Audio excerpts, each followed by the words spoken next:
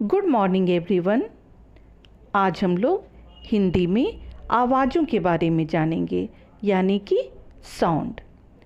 सभी प्राणियों की अपनी अपनी कुछ ध्वनियाँ होती हैं, पर कुछ ऐसी भी चीज़ें होती हैं जिनकी आवाज़ों के बारे में हमें पता नहीं होता, लेकिन हम उनकी क्रियाकलाप को देखकर या उनके कार्य करने के ढंग को देखकर उनकी आवाज़ों के बारे में समझते हैं। अगर हम उदाहरण के रूप में एक वस्तु लेते हैं, जैसे घड़ी, या तो वह हाथ में पहनने वाली घड़ी हो या फिर दीवार पर टंगी हुई घड़ी है।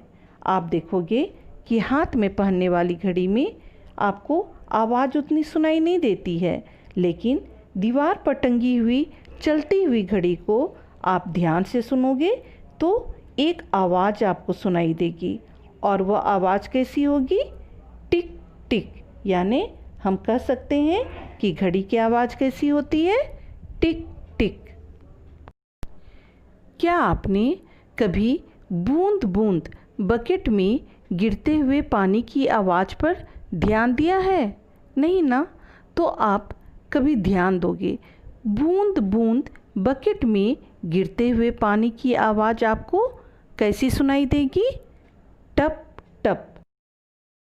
यानी हम कह सकते हैं कि पानी की आवाज़ होती है टप टप।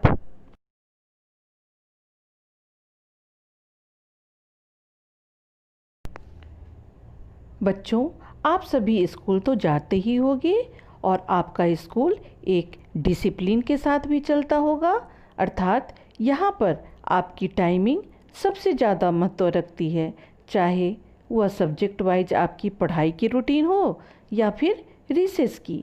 सबकी टाइमिंग लिमिट होती है, अतः आपको जब भी एक रूटीन के बाद दूसरी रूटीन को फॉलो करना होता है तो वह आपको घंटी बजाकर बताया जाता है और आप तुरंत अपनी दूसरी रूटीन को फॉलो करने लगते हो। अगर अब मैं कहूँ कि आप तक पहुँचने वाली घंटी की आवाज़ कैसी होती है, तो आप क्या कहोगे? आप कहोगे हम तक पहुंचने वाली घंटी की आवाज़ होती है। आवाज़ आपको किस रूप में सुनाई देती है? टन टन।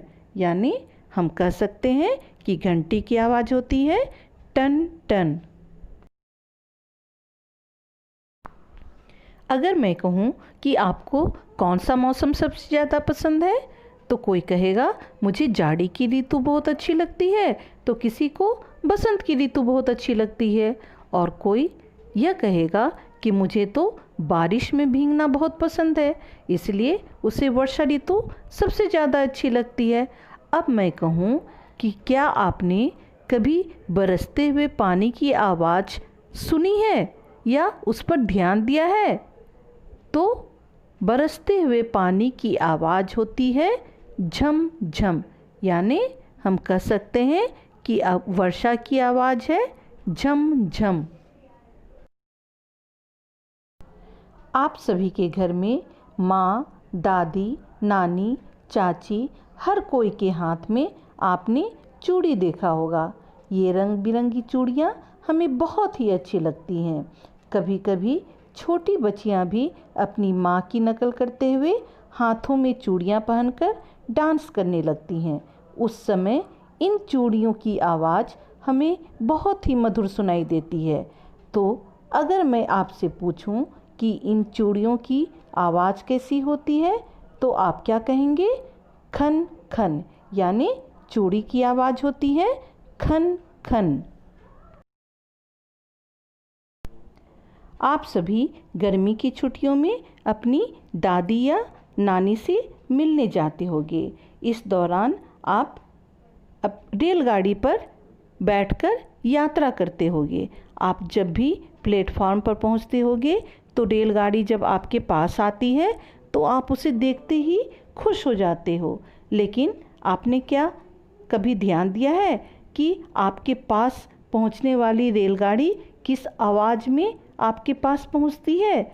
वह आवाज़ होती है छुक छुक। यानी रेलगाड़ी की आवाज़ है छुक छुक।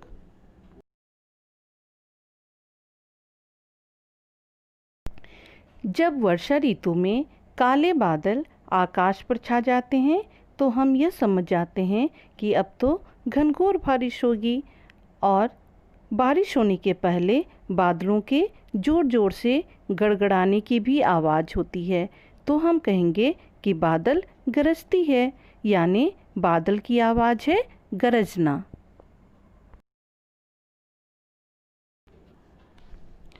बारिश के मौसम में बिजलियों का चमकना हमें काफ़ी डरा देता है और हम डर से अपनी माँ के आंचल में छिप जाते हैं। उस समय आकाश की ओर देखने में भी डर लगता है, पर हम बिजली की कड़कती हुई आवाज़ को तो सुनते ही हैं, तो बिजली की आवाज़ को हम कहेंगे कड़कना।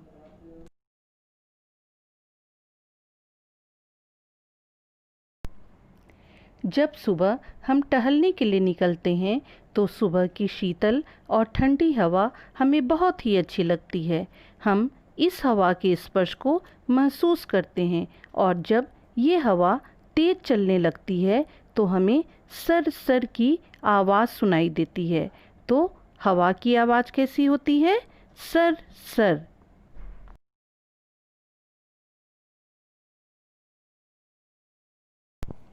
आप सभी ने शादी विवाह में ढोलक ज़रूर देखा होगा। जब लोग ढोलक बजाते हुए अपनी खुशी का इजहार करते हैं तो एक अजीब सी खुशी हमारे अंदर महसूस होती है। ये ढोलक की आवाज़ दोनों हाथों से ढोलक पर थाप देने से निकलती है और यह आवाज़ हमें ढम ढम के रूप में सुनाई देती है। तो हम यह कहेंगे कि ढोलक की आवाज़ होती है ढम ढम। इस तरह आज हमने आवाज़ों के बारे में पढ़ा।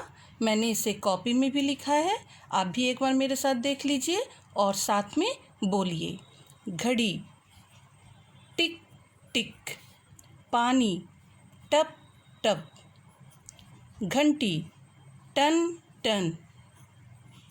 वर्षा, झम झम।